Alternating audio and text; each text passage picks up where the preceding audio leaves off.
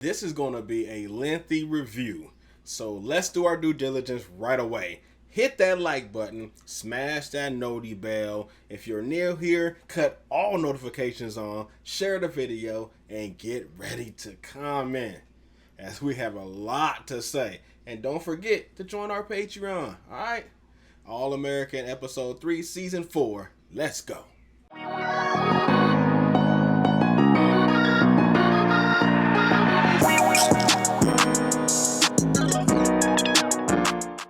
The show starts off with Spencer keeping himself active while we're running through the neighborhood. And it kind of gives us a flashback of Season 1, Season 2 Spencer and how he used to train. And it also shows a community as they all speak to him and, greet him as he runs past. And it even gave one lady her 15 minutes as she basically hit the Quan walking behind him. Like, man, shout out to you in that dress because you understood what you were supposed to do. Yes, sir. Spencer comes into the house and sees Coach Hudson, the head coach of Toledo, sitting in with Miss Grace. That stood out to me, that a head coach will fly out to see Spencer so early with no call or warning. And that when he was offered a plate from Mama Grace, he said, nah, he good with a cup of coffee. Now, when you offered anything, even if you ain't hungry, even if you just ate, you just drank, you say yes. I got my eye on you, sir. He came because he wants Spencer to start for him. And by start, I mean ASAP, in 2 weeks' time. He wants Spencer to come and play with them and graduate early.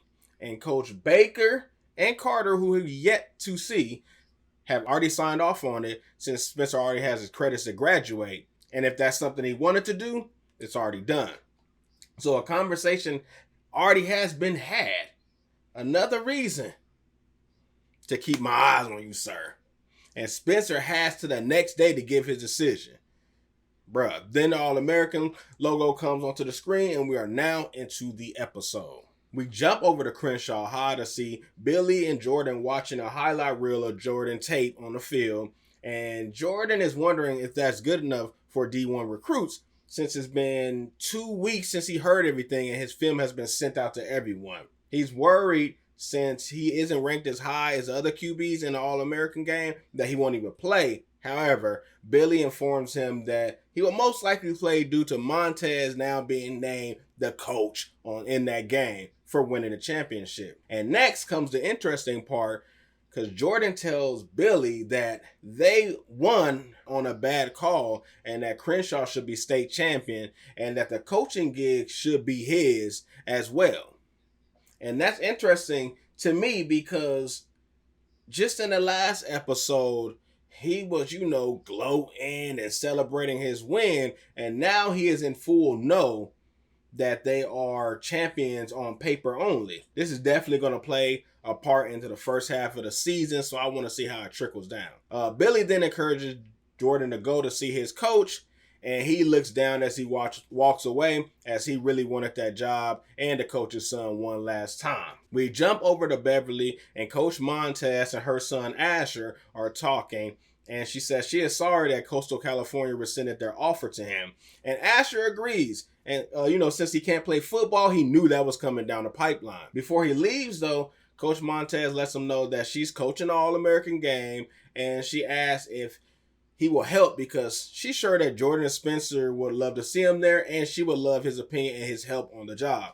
But since the womb is so fresh for him, he declines it and he walks off. We jump over to the studio and that tired beat from Coop's single is playing and Layla is flustered and frustrated as she is waiting on Preach of all people to pull up to the stew. But of course, it's because Coop has been wasting her time and not showing up and feeding her excuses. And Preach has been working a lot of overtime to take care of his renter child, Amina, since Coop is MIA with the music. And Coop has been babysitting while he does. However, if she finished her album, Preach can get back to managing her and making money and not working nights. Preach kind of hints that Coop is not ready, but Layla, being someone who has dealt with trauma, believes that pushing Coop back into the stew will help her more than to sit and do nothing. And I'm worried about that because it seems like Coop is not in a place to record an ad-lib, let alone finish a track. And I feel like she will lash out at Layla for trying to help out, but we shall see. Next, we get Liv and Spencer as they take a nice afternoon stroll as a couple, and he fills her in on this new opportunity. First off, let's give a shout out to the hair, wardrobe, and makeup department because my boo came in giving fades, giving twister braids, just giving. She was giving. Round of applause for them and my boo. Yes. Now, as Spencer discussed the possibility as starting as a true freshman for Toledo State, you can see the hesitation in his eyes, and Liv questions why that he hasn't made a decision yet, as this is huge for him. And Spencer lets her know that he wanted to discuss it with her first, as it changes their senior year plan if he makes that move. My baby Liv then plants a soft kiss on Spencer and lets him know that while sweet, he'll be crazy to pass up this opportunity. With Spencer agreeing, however, he doesn't plan to not make the most of every minute of those 2 weeks he have left with Liv starting tonight, and I love the sentiment from him. However, while I know Liv is supporting him and wants what's best for him, you can tell that unsettling fear of the unknown is in the back of her mind, as she pointed out that, they waited so long to be together and now all that will change. So I want to see her go through a journey on this episode as she tackles these emotions and thoughts in a healthy way. We jump over to Crenshaw, and Billy is acting as he sees Spencer clearing out his locker and decides to walk right past him instead of talking with him, knowing that this is a scary and unknown place for Spencer. Spencer has to call out to him for him to turn around and speak to him, and when he did, he kept his surface level short and brief, so much so that Spencer ends the conversation and walks away. And this really grinds my gears because words can live with the person, and actions are supposed to be louder than words. So what is your actions displaying to Spencer?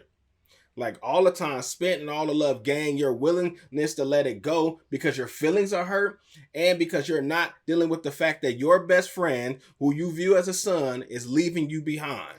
Like, I believe this is the real reason why he is mad. But instead of making the most of the time left with him, you rather push away and avoid instead of deal with the reality that, hero or not, Spencer is eventually leaving. Next scene. Oh my goodness. Next scene. We got Coop and Amina sitting in a park, but the takeaway here is this child wants answers. I said in a friend's live that Amina will be a problem, and she is already living in that truth. She wants to know why Mo and Coop was shot on the same night, and she is pressing Coop for answers before Preach interrupts. And I tell you, this Rena child is going to stir the nest since Coop lied. Also, Preach laid into Coop about quitting music. Yes, she quit, and not telling Layla about it. He doesn't appreciate lying to Layla's face because Coop won't man up, and lets her know that, he busting his back working at night to take care of Amina and still has a pile on Coop's problem.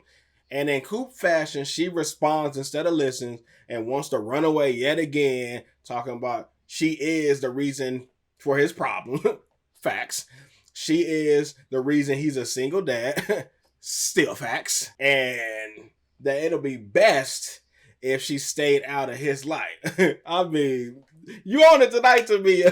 Facts. And walks away before providing a list of things like snacks and toothbrushes needed for Amina. As Coop leaves, you see Amina watching, and I'm like, this seed of Chucky is coming for blood, man. Mark my words, she is not gonna let this go. Next, we jump over to the Bakers, and we have a scene with Liv and Nurse Joy. First, I am glad she is back, and I'm glad the show is finally taking a step to show Liv and her journey. Nurse Joy asks Liv if she's okay because while happy for Spencer, she now worries for him as well. And last time she worried about people leaving, she relapsed. Liv says this time is different and she feels stronger. And I love that. She's not running away from the truth.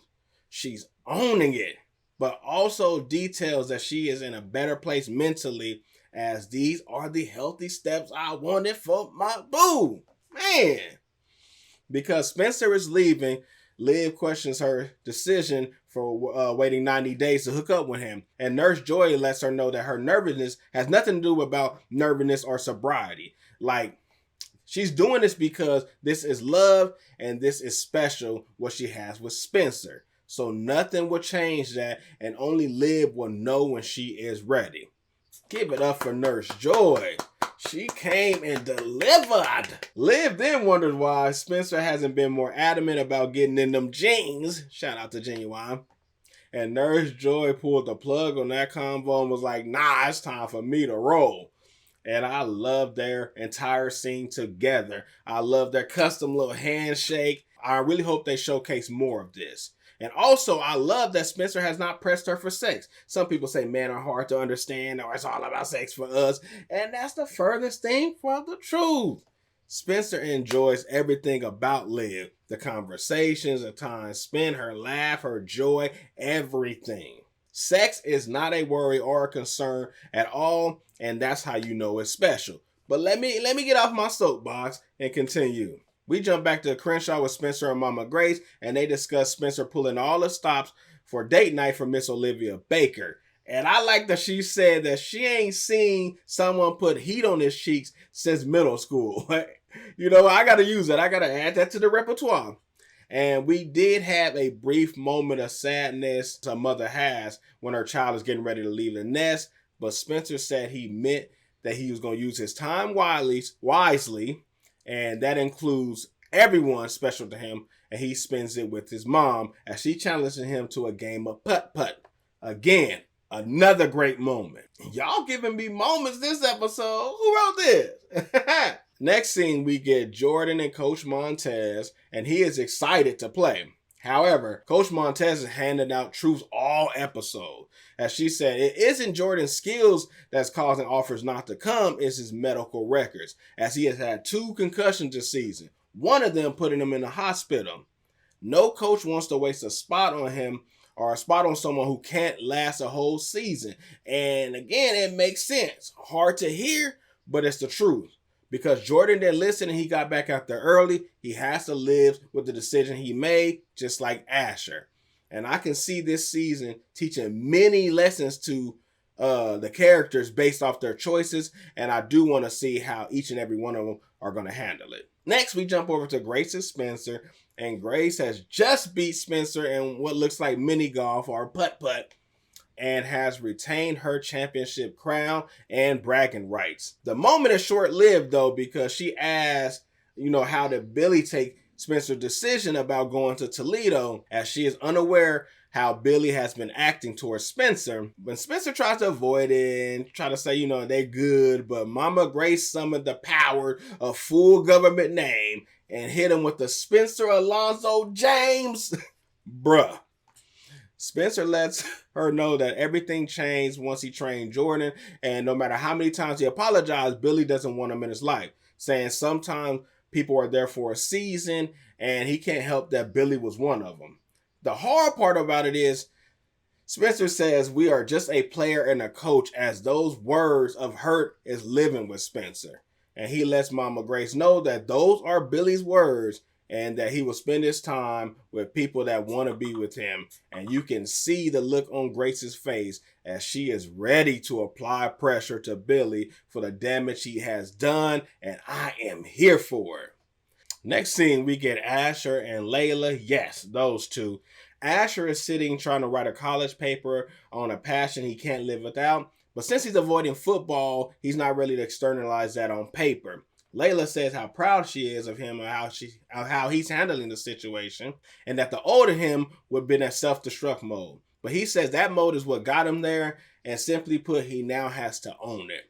Then says in the past 18 months, he lost his first love, his dream of playing Coastal, and he believes that he's learned all his lessons learned. Like, he don't want no more. And that stood out because in that moment, Asher didn't know that he was already doing the work.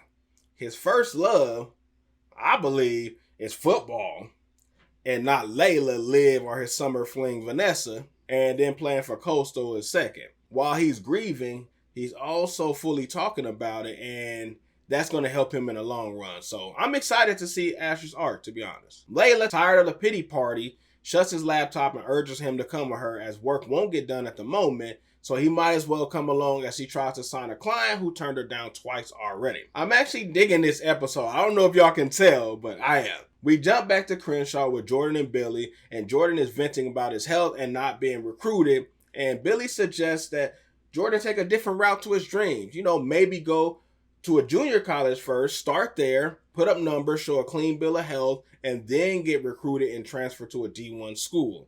And I actually like that plan. Like, it will give Jordan a story arc for himself, and to my surprise, Jordan says yes. He says, I'm in. As he came to Billy for advice, Billy gave it, and he accepted it, and said he trusted him. I'm like, I don't know when that happened, but that was nice. That, this wasn't a big old thing that they drug it through the episode. He actually accepted it. And, since Spencer is not his priority anymore, Billy is playing daddy to Jordan now. So, but I digress. But when I heard the name Billy Baker being screamed from outside his office, I knew it was time. Mama Grace has arrived, and she did not come for gossip and tea. She was there to cut that man Waters off.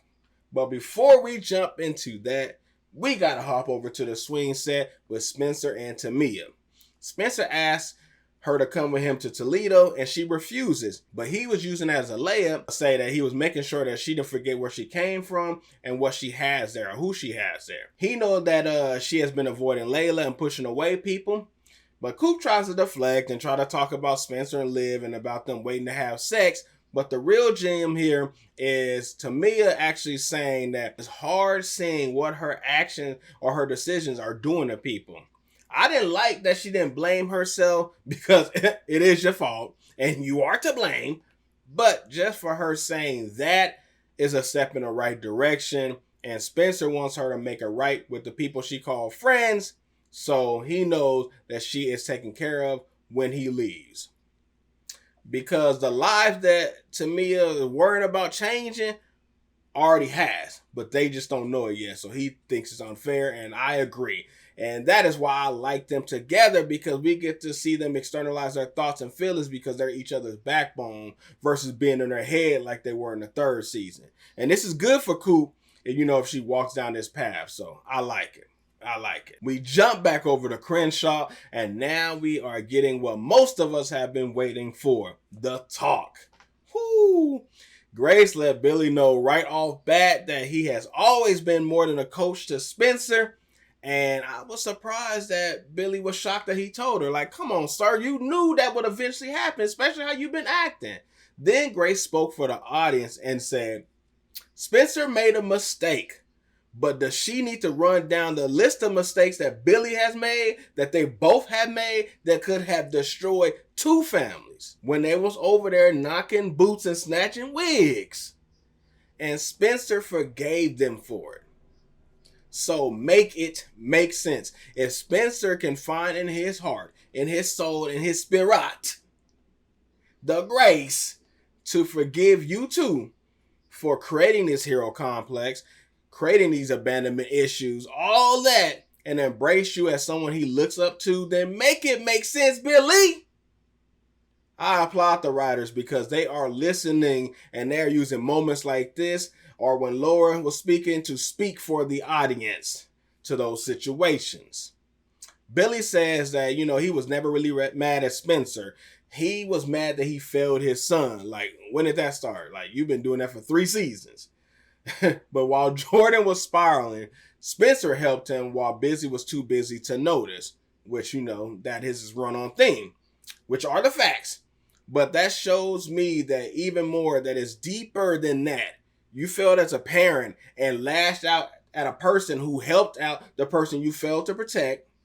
And instead of saying you're sorry, you projected all your feelings and your emotions onto Spencer, which would have been your biggest failure to date if you let that linger on and never repaired what you broke. Grace tells him that it is good that he is fixing it with his son, Billy, but now fix it with hers. Grace, is you single? Because we need to talk. Because you handled that situation beautifully. Go on with your bad self, girl. Karima, I laugh it. Nah, seriously, you did your thing, Karima, and thank you. Y'all all did y'all thing. So, again, round of applause again. Next, we jump over to Spencer and Liv as they start their date. Liv thinks she's going to the same place that him and Mama Grace went to, but Spencer details that he made reservations elsewhere. This little shack-looking building on that looked a little rundown on the outside. But seeing her look changed because she was excited to go to this other place, kind of like a little Castle Coaster place. He canceled those plans. He canceled those reservations and was like, nah, we ain't doing that. Smart move, my guy. Smart move. And Liv warns him that, just like Mama Grace, she the champ around here. And then we jump into a montage of their time spent as they played games together, took photos, kissed, played more games, took more photos, kissed some more. Then Liv showed her b-ball skills as she is hitting basket after basket. Yeah. As Spencer watches on and on. And then cuts her off at 36-6 as they laugh and have a good time to end the scene with them kissing. And again, I am loving this episode. It is checking all the boxes for me, and it's showing kids be kids, and I love it. I love it. We jump over to the next scene as Preach tries to explain to Amina what he thinks is best for her, and Amina lets her know if Uncle Tyrone was still alive, he wouldn't be waiting around to find out what happened with Mo. He would already handle it. And I tell you, this little Chucky screams problem from them. Coop pulls up to apologize to Preach and says that she would let Layla know about her quitting, and says Amina has a line in her, and Preach says, that's what worries him. And bruh, I'm telling you, how she was watching them and everything, I'm like, yo, she about to blow y'all stuff all the way up. Again, mark my words. Next, we jump to the studio with Asher and Layla as they celebrate Layla signing the artist who turned her down twice before. And Asher is just bigging her up in that moment. He is gassing her all the way up, giving her premium and diesel. And then he gives her the look. And I'm like, no, Asher, that is not what you need.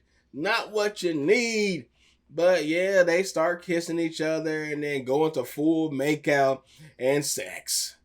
And I guess, they had to get out the pent up frustration somehow, but no. What is y'all doing? Like, y'all hit 10 on the scale and went back to 0? Like, it gotta be more people in Beverly and Crenshaw. Y'all didn't have to circle back. Y'all didn't have to circle back to each other. We jump back over to Liv and Spencer as they are still in bliss from their date, and Spencer asks Liv to come back to his place. Come on over to my place. But Liv wants to have the talk now. And she wants to talk about them, waiting to have sex. And boy, did I call it. See, I know a few things. And Spencer lets her know that she is special. And while they both have slept with other people, this will be their first time together. And being with her is different. I told you, he don't care about sex. That is not his objective. He just wants to be in Liv's presence.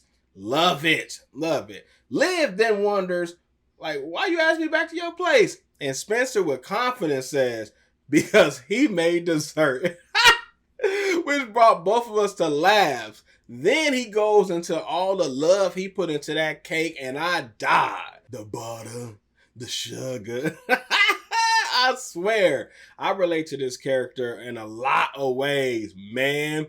And in that moment, I was like, this is love. And not seconds later, Spencer Alonzo James says, man, I am so in love with you. Bruh, who wrote this episode? Y'all did y'all dang thing. Favorite thus far, by far. Whoo. Before they can leave, Billy finally texts Spencer, and it almost brought my high down. Like, bruh, wait till the next scene. Like, Billy, I don't need your bald-headed energy right now. I don't. Next scene, we get Asher and Lay laying in the aftermath of sex, and Layla brings up the comment where Asher talked about his first love, assuming that it was Liv. And to my surprise, yes, to my surprise, Asher says Layla was his first love. And I scream, Cap! Like, Cap, you capping, sir. You capping. Because you didn't love that girl. Stop it. But he just threw my analysis out the way, huh? Just shut me up, huh, Ashy? Anywho, Asher 1.5 says that, they're not the same people anymore from season 1 through 3. And now that football is out the way, he can focus on who he wants to be. And then says, like Layla, since she lost her biggest artist on label and replaced her with another one, and my dumb self was still stuck on the first love comment that I didn't register, that not only did somebody in this group tell messy ass about Coop, but that tea-spilling heifer Ash just gave Layla a mouthful, as that was her first time hearing why Coop has been avoiding her. Bruh. Asher, stay dropping stuff, man. Do not tell Asher nothing. If you don't want the world finding out, don't tell Asher. Man. Next scene, we jump back over to Crenshaw as Billy talks to the player one last time as their coach. And I'm guessing that this was a select meeting because half the team wasn't there. And I guess Jabari and Nani got snapped away by Thanos because they still missing in action. But anyway, Billy gives a speech about the team becoming family and not just a team, and says that they will always be more than players to him and that they will be family. Then he gifts them with some rings. And okay, that was nice for the other players, but that isn't enough for me. Spencer deserves a private conversation as well, and then they roll to rebuilding their relationship. That little gesture right there, nah. You need to do much more since you was thunderclapping and doing all that extra. I'm gonna need extra on that apology. Next scene, Coop goes to see Layla, and Layla is not here for it. She knows that Coop is quitting, and after all that time spent, she is now focused on herself and her label. So she is asking for Coop's signature to finish the album without her, so she can recoup on her investment. That same face look that Coop gave was not winning me over, because instead of telling Layla that you needed time, you didn't consider the other person in the equation and you left her on silent. And while it's good to get yourself to a place of healing, it's also good to let the other person know that the time you need to heal is warranted and or needed. Layla wouldn't have wasted so much time and money if that was the case. Everyone is learning from their decisions from this episode and in this season thus far. So, hey, get on the bus. So Coop was forced to sign, and we're going to see how that takes place and how her journey goes from here. We then get a monologue of Asher writing his college paper as we see Billy get offered an assistant coaching spot on Montez's team. Coop hanging out with Amina as she found out that she was reading up on a murder of Mo. I'm telling y'all. And then in the last scene, we find out that the coach, Dante, who recruited Spencer, is not at Toledo anymore.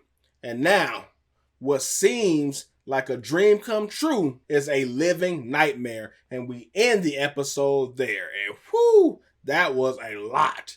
So let's get into the good, the bad, and the downright disrespectful. The good, the episode, I enjoyed it from top to bottom. Everyone showed up to play for this episode, and I loved it. Man, I can just run on from the makeup, the hair, the cinematography, the actors, the lighting, the editors, the writers, everybody on that set. Y'all did y'all thing. Man, so y'all make the good list. Bravo to y'all. And Mama Grace, I'm sorry. Mama Grace, you know I have to put you on here because I've been waiting, patiently waiting for you to get in Billy's neck, for you to apply pressure, for you to cut that man's water off. And did you come and deliver? Yes, you did. Yes, you did. I can tell when she was with Spencer and she hooked his arm and she did that little tongue thing like, whoa, when I get my hands on you, from the scream from the Billy Baker, how she came up in there swole chested, I knew you was going to give me the energy I needed. And you did it with class too. You did it with class too. You got in his neck. You actually listened to his knees, gave him some advice, and then slapped him at the end too. Like, all right, that sounds good. Now fix it. Like, I love it. I love it. I love it. I'm like, Kareem, you know what I'm saying? I see you. I see you. So you had to make the good list as well. Again, bravo. The bad. The coach from Toledo. I'm not talking about the one that left. I'm talking about the head coach. I knew something was fishy about the head coach to personally come see Spencer. And because he had an agenda and it showed at the end. He knew that the person that Spencer confided in and built rapport with was gone. So now he had to come in and snatch him up to get him to commit and come over before he can back out. You're dusty, sir. You're dusty. The downright disrespectful Billy, again in his ways. Billy needs healing, and that needs to occur this season. He alienated Spencer until Mama Grace said something to him, and then never apologized to him yet about anything, but had the nerve to say coaching my boys with the S one more time when he got the offer to be assistant coach. To see Spencer celebrate you in that moment after all you put him through was pause worthy. Like, I wanted to be happy in that scene, but I couldn't fully commit due to Billy and his mess and not owning that mess. Like, that needs to happen ASAP. Billy needs to go through therapy, and Billy needs to work through all those issues, dealing with his mother's death, dealing with growing up with his father, growing up with anger issues, all that stuff, bum knee, dealing with feeling like a failed parent, not feeling like is a failed parent, needs to be extracted and dealt with before I can start rocking with you like that. I know you're going to help Spencer out in a future episode and try to get some brownie points, but sir, no. I need you to do the work. I need you to put in the work. All right? I hope y'all enjoyed the recap review. Don't forget to like, comment, and share. Subscribe if you're new, and join our Patreon for other new releases of reactions and more. And I'll see you in the next review. All right? We out. Peace.